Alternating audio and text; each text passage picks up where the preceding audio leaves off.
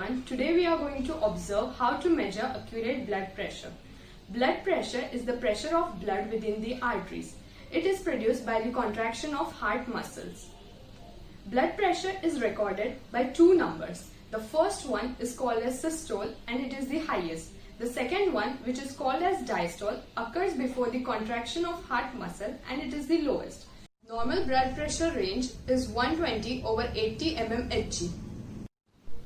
To measure accurate blood pressure, we need to have a standard blood pressure measuring machine which is known as sphygmomanometer. Basically, one needs to ensure the accuracy of the blood pressure machine and also select the correct size cuff that fits the patient's arm.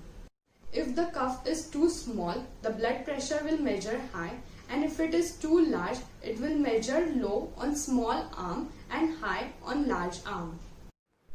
Width of the inflatable bladder of cuff should be about 40% of upper arm circumference, which is about 12 to 14 cm in average adult. The length of the inflatable bladder should be about 80% of upper arm circumference, which is almost long enough to encircle the arm. The standard cuff is 12 into 23 cm, appropriate for arm circumference up to 28 cm. You have a pump here which you pump up to put air in here, and that is what gets it tight around your arm. Make sure this is twisted all the way to the right.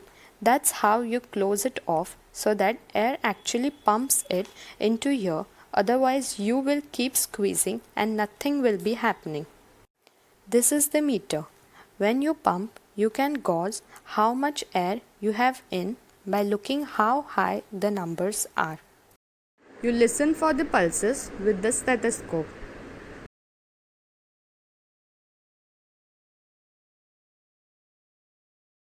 The patient should avoid smoking, caffeine or exercise for 30 minutes prior to the measurement. The examining room should be quiet and comfortably warm. The patient should sit quietly for 5 minutes in a chair with feet on the floor rather than on the examining table. The arm selected should be free of clothing, fistulas for dialysis, scar from the brachial artery cut downs or lymphedema. Palpate the brachial artery to confirm a viable pulse and position the arm so that the brachial artery is at the median part of antecubital crease, which is at heart level. If the patient is seated, rest the arm on the table a little above the patient's waist.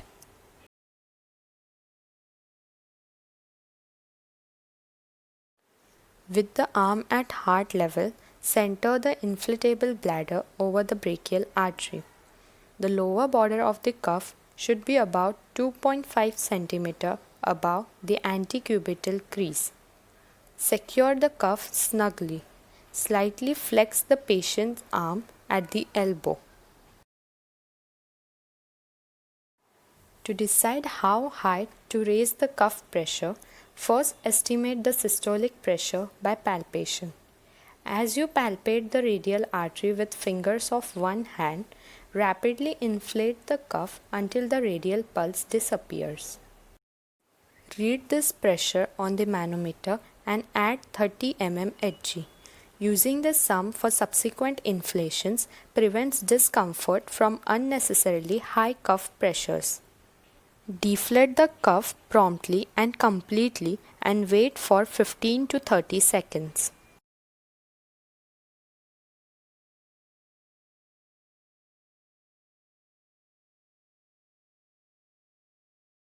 Place the bell of the stethoscope lightly over brachial artery, taking care to make an air seal with its full rim because the sound to be heard, that is, the Korotkoff sounds, are relatively low in pitch. Inflate the cuff again rapidly to the target level and then deflate the cuff slowly at a rate of about 2 to 3 mmHg per second. Note the level when you hear the sound of at least 2 consecutive beats. This is the systolic pressure, which is 120 mmHg. Continue to deflate the cuff slowly until the sounds become muffled and disappear. To confirm the disappearance point, listen as the pressure falls another 10 to 20 mm Hg. Then deflate the cuff rapidly to 0. The disappearance point, which is usually only few mm Hg below the muffling point, provides the best estimate of diastolic pressure. Here, the diastolic pressure is 82 mm Hg. So, our observed blood pressure is 120 by 82 mm Hg. That completes the procedure. To complete the procedure, I would check the blood pressure of patient on the other arm. I would then record the result in the patient's notes. Thank you.